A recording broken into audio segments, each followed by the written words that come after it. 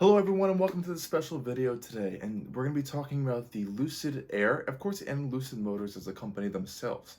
So let's dive in and start talking about all this really cool stuff about the Lucid Air electric vehicle revolution and what's coming from this new brand. Okay everyone, so this all stems from my visit just recently to the all-new Lucid Motors showroom down in Manhattan. Now, Lucid has opened around 8 new showrooms, I think, in the United States right now, or throughout the world, and there's a whole bunch more coming. So, depending on where you live, you can go over to Lucid's website and check out to see where they're going to be opening a showroom or where there's one that's currently open. Now, unfortunately, during my visit, for some reason, not every single bit of the footage that I captured saved. So I have a lot of pictures and I think 2 or 3 videos to kind of show you guys. So I'm going to be talking a lot more than I traditionally would have been, but at least we're going to be kind of discussing a lot about what Lucid Motors is and, of course, Lucid Air. So who is Lucid Motors as a company, of course, if you don't really know who they are? Well, they started out in 2007 under a different name, actually, and now it's 2021, so a lot has happened since 2007. They have a lot of people from Tesla, from Mazda, actually from a lot of different automotive companies have kind of come together, and around 2016 they decided they were going to build a full-on electric vehicle. They now currently have funding from the Saudi Arabian government. They have some other private funding. Of course, now they're going to be merging, of course, later in July in 2021. To kind of finally be on the stock market as well. So there's a lot of stuff going on with the brand. They're raising a lot of money. They have a new factory out in Arizona. And actually, what a lot of people don't know, for the past, I think, 4 or 5 years, they have been supplying battery packs and battery technology to the Formula E race cars. So it's not like there's some random company that's just out in the blue. They are actually doing a lot of stuff behind the scenes. They're developing all their stuff in-house and everything, and they want to make this really solid Tesla Model S competitor, or a better version of the Tesla Model S in a way, is kind of what the CEO, Peter Rawlinson, wants to do, as he was the original developer of the Tesla Model S back almost 10 years ago at Tesla, over 10 years ago at Tesla, actually. So where we stand right now is we have the Lucid Air. This is going to be their first product, their first vehicle. There's many prototypes. It's been in development for a while now. And by the end of 2021, they kind of want to have around, I heard from when I was having my conversation over in Manhattan, around 200 to 220-ish models out. Now these, of course, would be the top end Dream Edition model. This version is going to have crazy amounts of power. Let me just double check real quick. It has, I think, 1,080 horsepower, 0 to 60 under 2.5 seconds, all this crazy stuff, right? Range is actually not the highest version of the Lucid Air. The highest version is the one right below the Dream Edition, which is the Gran Touring. That gets 517 miles of EPA certified range from 100 and I believe 111 or 113 kilowatt hour battery pack, which is pretty impressive. Really nice stuff coming from Lucid actually on those points. The Dream Edition, since it has a lot more power, it gets 503 miles of range on the smaller 19-inch wheels. If you opt for the larger 20s, range is going to drop a little bit more. So not bad, but of course the Dream Edition is very, very limited production. It's kind of like the first edition of the Lucid Air. Then the Gran Touring will come out, and then all the way will go down to this base $70,000 model, which is still going to get impressive range of around, I believe, 406 miles with 480 horsepower and a rear-wheel drive variant. That's pretty impressive even for that, actually. It is only $70,000 because it still qualifies for the $7,500 federal tax credit. Otherwise, it's going to be starting around $77,000, but, you know, all that stuff's going to be factored in all the time these days. All this stuff's a lot of nice information and whatever, but what about this Lucid Air? What's so cool about it? So I have an experience with some Teslas, just getting out of the new Ford Mach-E and other EVs. I was really interested to see how Lucid is doing with their Lucid Air. So when I took my trip down to Manhattan to go see the Lucid showroom down there, I was pretty impressed. It's in a really nice location, of course, down in the Chelsea Market area. It's very modern, as you expect with a lot of these showrooms. And from outside, nothing too special, but once you step inside, it's a really nice space. Actually, it's kind of divided where they have the car. They kind of have like the whole chassis and the battery packs and their motors on one side, and then the other side of the showroom they have like a whole design studio of all the different specifications you can do for the Lucid Air, and as well as a VR, a virtual reality experience on another part of the showroom. Really nice place. If you're in New York or if you have another area where there's a showroom, definitely recommend go checking it out. It's a really nice experience to go do. So I kind of bombarded the guy that that was there with a lot of questions. Thankfully, there was not really many people there when I was there, so I kind of got like a nice like, VIP experience. But I asked a lot of questions because I was really interested about this car, and I took a lot of notes. So I'm going to be kind of reading off these notes because there was a lot of stuff I kind of wrote down. But I'm going to read to you guys kind of my first impressions and a lot of the stuff that I learned from this experience. So first off the bat, I think the car looks incredible in person, actually. Really big, really kind of dynamic and sleek, very aerodynamic looking. I really do like the front end. It's very sleek and smooth. Of course, we have those thin LED lights on both sides, the individual beams. What I didn't realize is that the actual Lucid badge is LED illuminated, which is really interesting. And there's cooling down below in the lower vent area. And as well, there's actually aero passages on the top of the headlights that come up. There's vents that are cut into the hood, and it's fully functional. There is air coming out of those. So if you can see in the hood, it's kind of scalloped on the sides, so there is air flowing out of that, which is pretty interesting. Coming around to the side, I think it looks really nice from the side. These are the 20-inch wheels, so that means the range might be reduced a little bit unless you go for the 19s, which don't look as nice, but you will increase range by doing that. Coming around to the rear, I think this is most of the controversial area of the Lucid Air.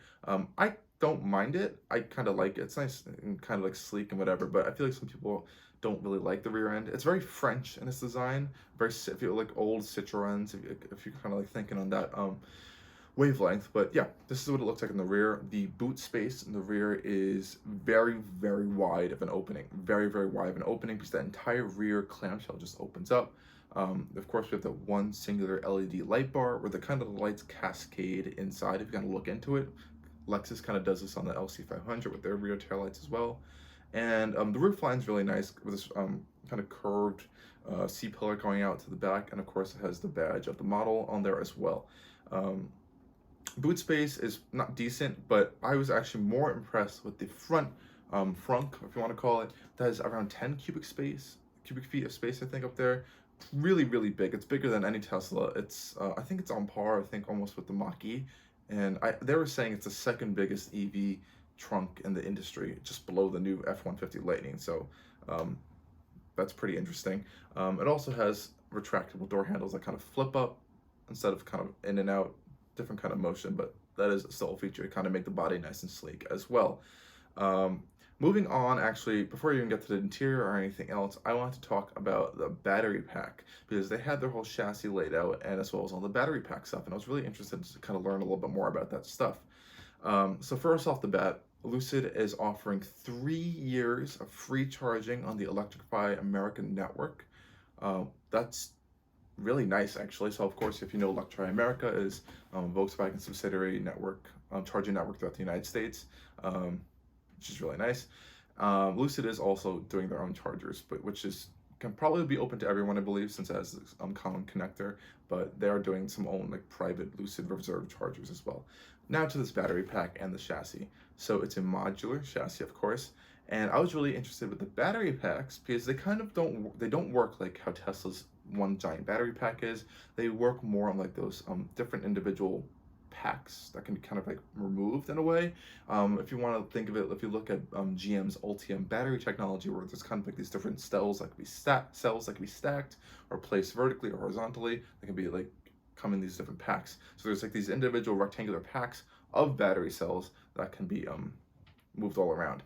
Now there are 4 packs in the back of the car that are actually removed on the lower end trims of the Lucid Air, which make them more affordable, but also reduce range a little bit. And in the upper end, of course, they're filled all in.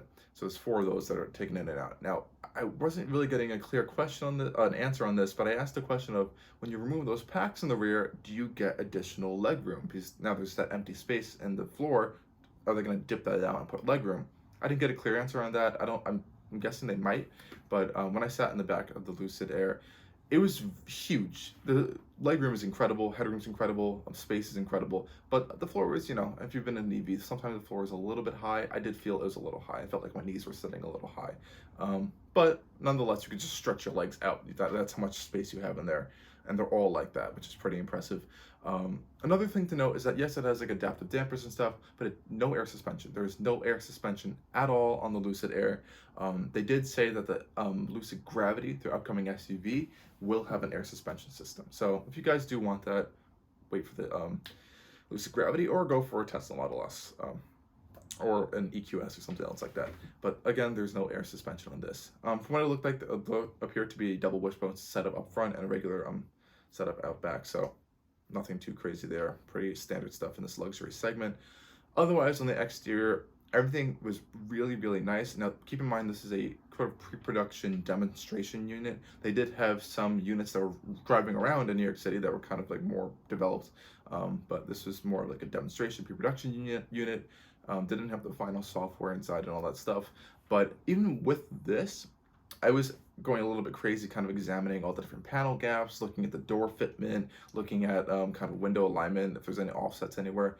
Everything seemed really, really great. I don't know if they paid super close attention to these. I'm guessing these may have been like hand built or something. I don't know if they were off the full on production line in Arizona, but everything seems very, very, very well built, and I was pretty impressed. But yeah, so going straight onto the interior, there is a lot of stuff to talk about in here. First off the bat is the color combination, because this is what I kind of was taken back by.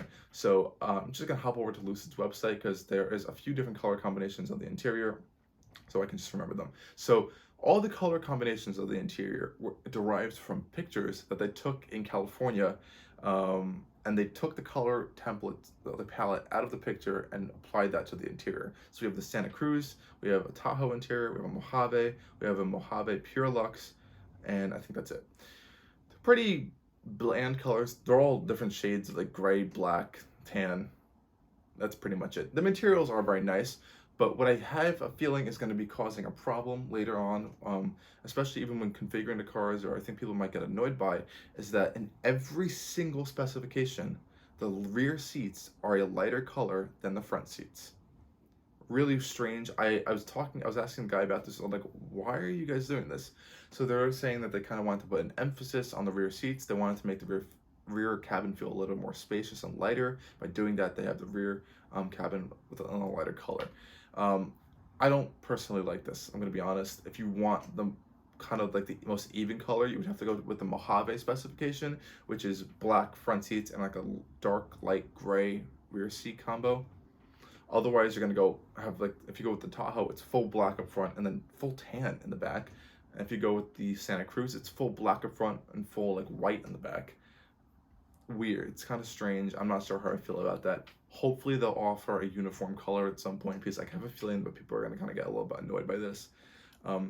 Otherwise, other than that minor little factor right there, the interior materials, build quality, fitment, and the general design is some of the best I think I've seen. And like I said, this is an early kind of like pre-production development prototype, so it's not fully full production ready, but even just for this, I think it's really impressive.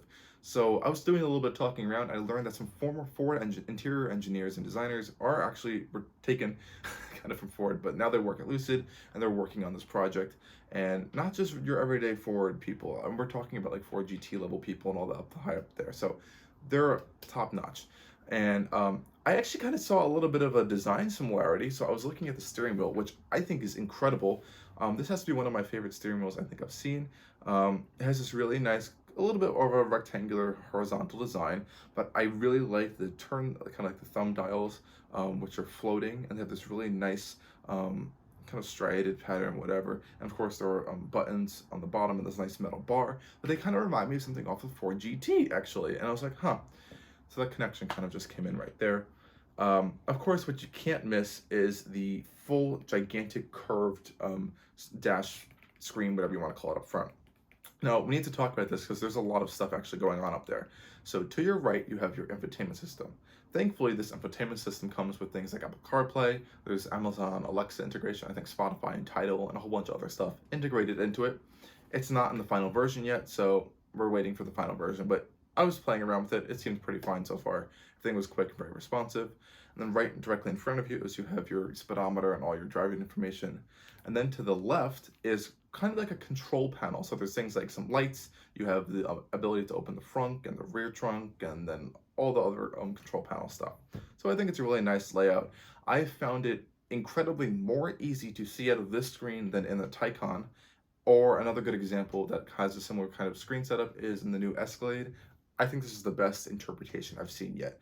You can see it through the steering wheel, you can see it to the sides. I think they kind of got the viewpoints really well laid out, and I, of course, I wiggled it around a little bit, and it was very, very solid. So there's no worries about that. And I like how it's kind of floating above the dashboard. It kind of lets a little bit more light in. It feels, makes the space feel a little bit more open. Going down to your lower right, a little bit down to the right, is this panel kind of blew up on my TikTok page, and it kind of got a little bit controversial, which I don't think it really needs to be any controversial, because all it is just a control panel. This panel, actually, all it has is kind of like your car vehicle control, so it shows like if your doors open, if your trunks are open and whatnot.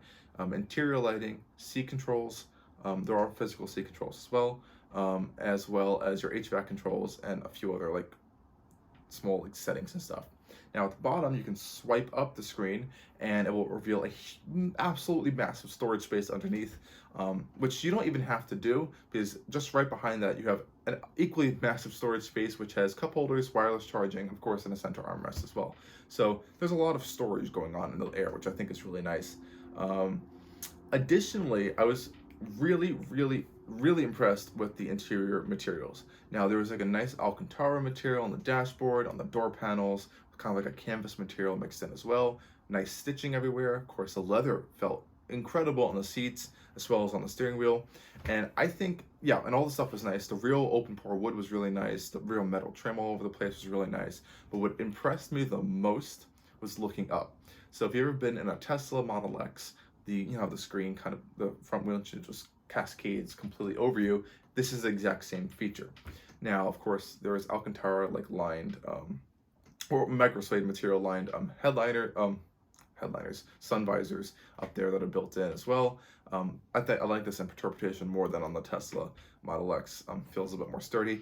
But what I loved the most was the centerpiece. The centerpiece has this Alcantara lined LED strip light running through the spine of the car, into like the little like control panel in the center and the front, which reminded me of something. The only other car I've seen this in was in a Bugatti Chiron.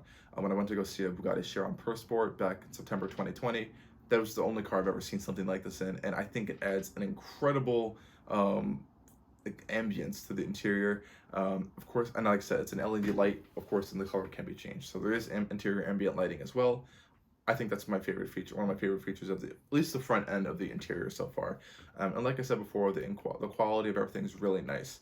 I did find the door opening mechanism a little bit strange. So there's no like pull handle, there's no touch button. It's kind of like a little like a lever. You just, not even a lever, it's kind of like a slider. So you just slide it and the door will open. I didn't really get a straight answer on whether this was connected directly to like by a wire or something. It didn't feel like it. It felt electronic. And I also was like, is there like an emergency release or anything? I didn't get any answer into that. So I'm not really sure on that.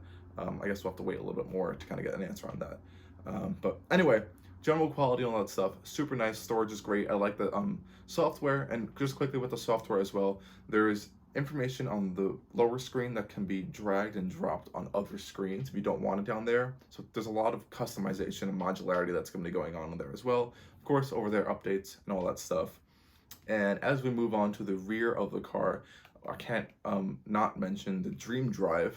So that's kind of Lucid's version of like a Tesla Autopilot or a radar cruise control safety system suite. I think there's 32 total sensors or more, I believe.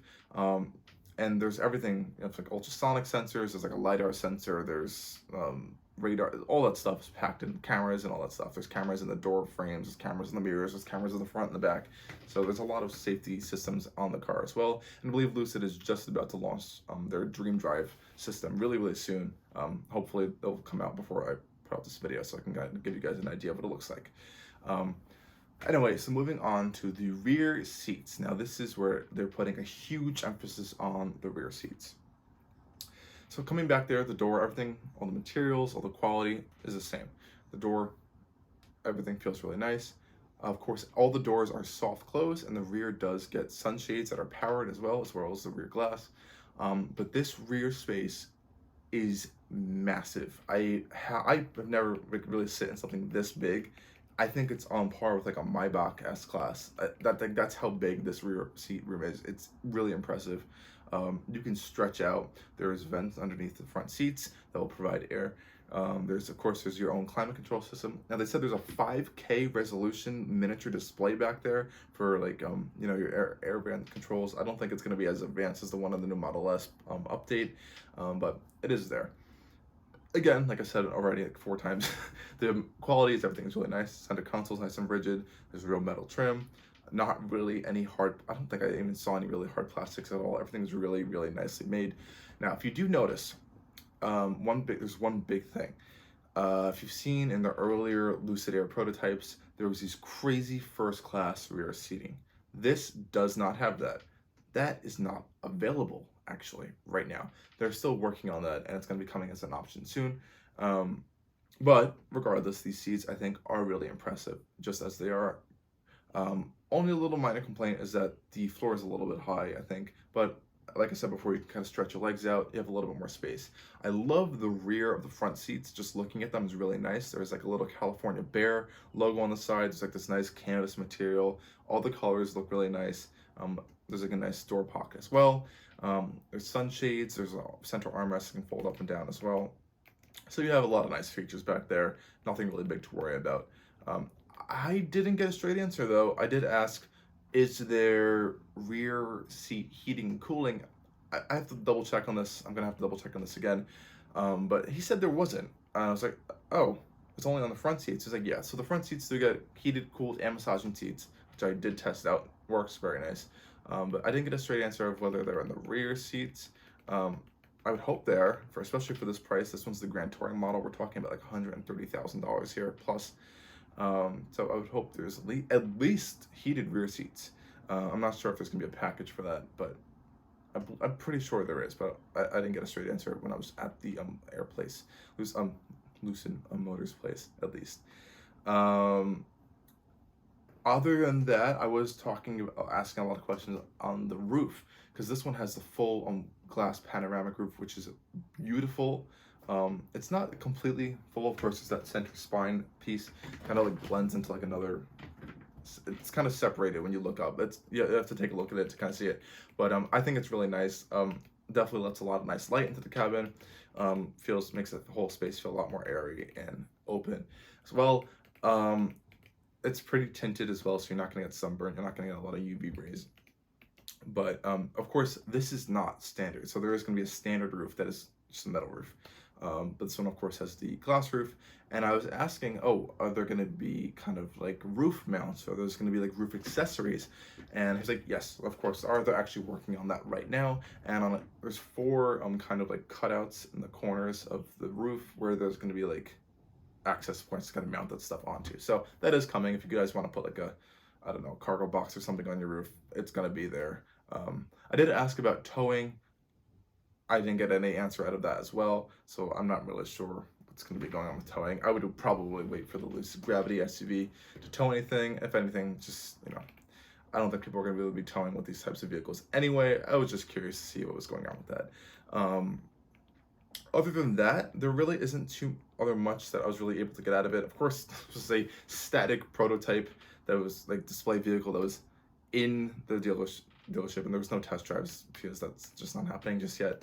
So we're gonna have to wait for that type of stuff. But if you want to see the CEO driving around through New York City and a few other cities, go on YouTube, find his channel, the Lucid Air channel, and you can see him driving around and kind of describing it. Really cool videos actually. Other than that, those are most of my notes, I believe. Yeah, I was really impressed with everything I saw just from these first impressions. Materials, quality, all this stuff felt really nice, looked really nice. I didn't really notice anything right there, but of course, once we're really gonna have to wait for volume production to kind of see what happens. Because once it hits production, there's always going to be some kind of kinks and issues that are kind of worked out. But there's a reason why Lucid is taking so much time to make sure these cars are as perfect as they can possibly be before hitting production, which is going to start late 2021 into 2022. Of course, then it's going to start ramping up, and then we're going to see the debut of the Lucid Gravity SUV project, which should probably and hopefully introduce and boost sales dramatically, because I think they're going to need that to survive in the long run. But everything's very promising. You know, as I stand right now, there's like 10,000 reservations for the Lucid Air. The Dream Edition was sold out. Very limited build. There's like under 500 cars, I think. I heard for that, or something around that number. But we'll see. We'll see what really happens. It's kind of just a waiting game right now. Once they start getting on the road, hopefully there's not any more delays. I heard they're still kind of working out a little bit more kinks and stuff. Kind of finishing up some parts. As you know, there's the global automotive shortage as of this video right now, so there's a lot of supply chain issues, so that could be affecting things. But hope all well is going over at Lucid. Hope they have great success, and I was really impressed what I saw right here. You know, they have a lot of showrooms. There's a lot of infrastructure put in place. They're building another factory in the Middle East, I believe, as well. So they're not some random thrown out startup fake company, if you want to call it like that. There's real stuff happening here, and this kind of solidified my feelings on this, because I was a little hesitant as well. Kind of see like what's going on with them. Is stuff really going to be coming? And from this, I'm very confident that they are going to be delivering stuff. So don't worry about that. Otherwise, I hope you guys enjoyed this quick video. Sorry I didn't have some more footage. My camera kind of like knocked out on me on that one, but hopefully we'll get a better experience. Maybe hopefully be able to drive a Lucid later down the road, and stay tuned for a lot more stuff coming soon.